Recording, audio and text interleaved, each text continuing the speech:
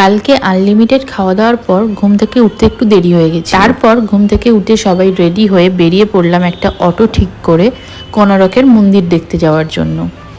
এখন এই কোনারকের মন্দির দেখতে আসার জন্য লাগে টিকিট।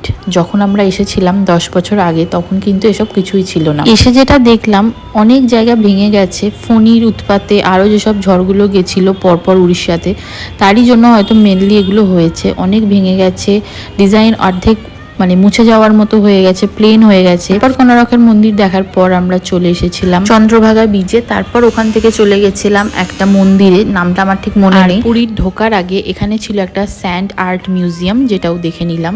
একটু টিকিট কেটে, ফাঁকাই ছিল, বেশি কেউ যায়ওনি, আমরাই গেছিলাম। তারপর ঢুকে মনে হলো হয়তো ঢুকে ভুল করলাম, যাই হোক দেখে নিলাম এসেছি যখন।